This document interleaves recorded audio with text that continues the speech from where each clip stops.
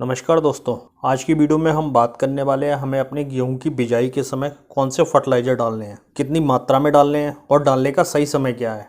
इस बारे में हम इस वीडियो में बात करेंगे, क्योंकि हमारे गेहूं की फसल में अगर सही समय पर और सही मात्रा में अगर हम फर्टिलाइज़र डालेंगे तो हम गेहूँ से बहुत अच्छी पैदावार ले पाएंगे।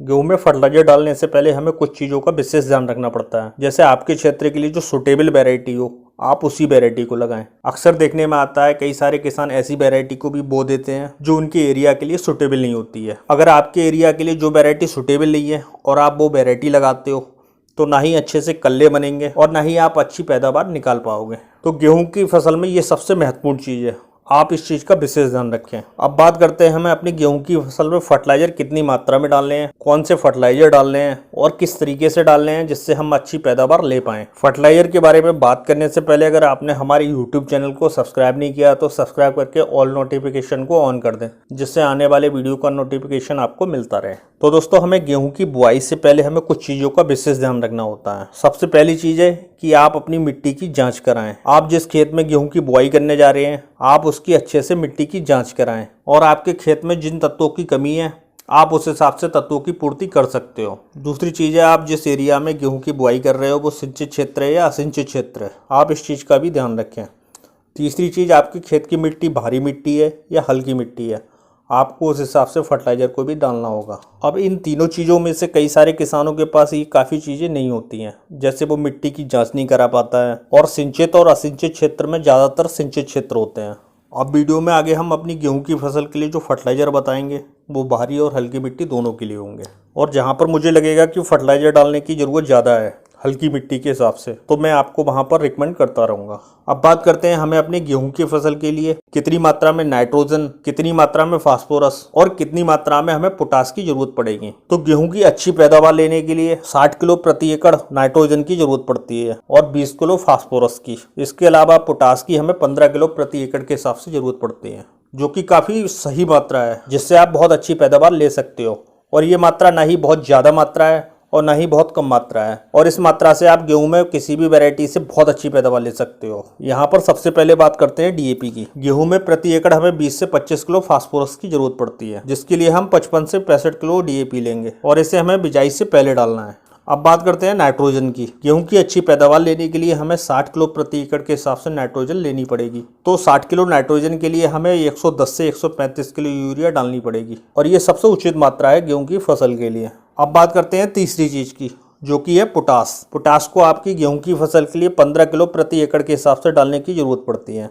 अब गेहूं में 15 किलो पोटास की मात्रा लेने के लिए हमें 20 से 30 किलो प्रति एकड़ के हिसाब से पोटास की जरूरत पड़ती है, और इस मात्रा को हम अपनी गेहूं की फसल में डाल देंगे। अब ये तो हो गए गेहूं के 3 मुख्य पोषक तत्व, नाइट्रोजन, फास्फोरस और पोटास। इसके बिना किसी भी फसल की कल्पना नहीं की जा सकती, और ये आपकी गेहूं की फसल की सबसे उचित मात्रा है अच्छी पैदावार लेने के लिए। अब यहाँ पर कई सारे किसानों को इस समय पर आकर डीएपी नहीं मिलती है। यहाँ पर डीएपी की काफ़ी ज़्यादा शॉर्टेज हो जाती है। अगर आपको डीएपी नहीं मिल रही है तो आप 155 से 160 किलो प्रति एकड़ के हिसाब से एसएसपी डाल सकते हो, जिसे हम सिंगल सुपर फॉस्फेट बोलते हैं। आप दानेदार डालिए, बहुत अच्छा काम करती है। बस यहाँ पर आपको ध्यान रखना है कि आपको किसी अच्छी कंपनी का ही एसएसपी लेना है। अब यहाँ पर आप एक चीज़ का और ध्यान रखें, अगर आपकी मिट्टी का पीएच अप डाउन है तो ऐसी मिट्टी में अगर आप डीएपी डालते हो तो बहुत ज़्यादा मिट्टी में फिक्स होती है। तो डीएपी के नुकसान से बचने के लिए आप आधी मात्रा में डीएपी डाल सकते हो और 100 किलो प्रति एकड़ के हिसाब से एसएसपी डाल सकते हो, और इन दोनों को आपको मिलाकर ही डालना है, जिससे आप ज़्यादा पीएच वाली मिट्टी में भी अच्छी पैदावार ले पाओगे। अब यहाँ पर कई सारे किसान डीएपी या एसएसपी नहीं डालना चाहते, वो एनपीके डालना चाहते हैं, जैसे 12-32-16, जिसे आप 70 से 75 किलो प्रति एकड़ के हिसाब से डाल सकते हो, और ये आपकी गेहूं की फसल के लिए सबसे सटीक मात्रा है।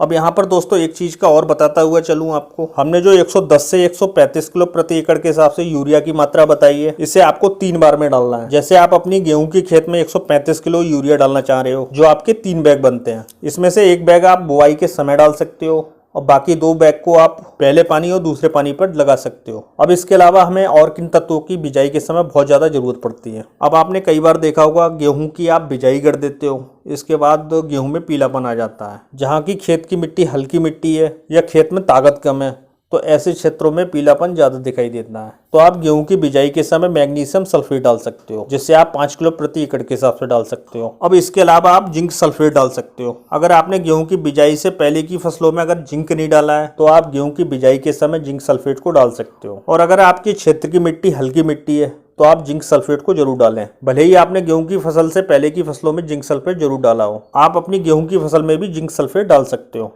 इसे आप 5 किलो प्रति एकड़ के हिसाब से डालें। आप कोई भी जिंक डाल सकते हो, जैसे जिंक 33% या 21%। आपको जो समय पर दोनों जिंकों में से उपलब्ध हो आप उसे डाल सकते हो। अब तीसरी चीज है मैग्नीज सल्फेट। वैसे तो मैग्नीज सल्फेट को हमें स्प्रे करना चाहिए, लेकिन फिर भी आप 1 से 1.5 किलो प्रति एकड़ के हिसाब से डाल सकते हो। अब चौथी चीज है बोरॉन। कई सारे किसान मानते हैं कि बोरॉन का इस समय कोई काम नहीं होता है, जबकि कई सारे किसान इस समय पर बोरॉन डाल देते हैं, जिससे वो अच्छी पैदावार भी ले पाते हैं। अब पांचवी चीज है यहाँ पर सल्फर। अब यहाँ पर सल्फर की महत्वता आज के समय में काफी ज्यादा बढ़ गई है। आपके क्षेत्र की मिट्टी में मैं दावे से कह सकता हूँ कि सल्फर की जरूर कमी होती है, और सल्फर को भी आप अपनी गेहूं की फसल की बिजाई के समय दे सकते हो। अगर आप बेंटोनाइट सल्फर डालना चाहते हो तो इसे 8 से 10 किलो प्रति एकड़ के हिसाब से डालें। और अगर आपके पास WDG सल्फर है तो इसे आप 2.5 से 3 किलो प्रति एकड़ के हिसाब से डाल सकते हो। अब यहाँ पर किसान एक चीज का ध्यान रखें कि DAP और जिंक को मिलाकर न डालें। अब इसके अलावा आप किसी भी तत्व को DAP के साथ मिलाकर गेहूं की बिजाई के समय डाल सकते हो। तो दोस्तों ये तो रही आज के समय में बिजाई के समय डाली जाने वाली सबसे ताकतवर खादें। इसके अलावा मुझे नहीं लगता आपको गेहूं की बिजाई के समय किसी और तत्व को डालने की जरूरत पड़ेगी। अगर आप इन खादों को डालते हो तो आप अपनी गेहूं की फसल से एक बहुत अच्छी पैदावार निकाल पाओगे। आशा करते हैं आपको वीडियो बहुत अच्छा लगा होगा। वीडियो अच्छा लगा हो तो एक लाइक करिए, साथ ही चैनल को सब्सक्राइब करिए। जय किसान।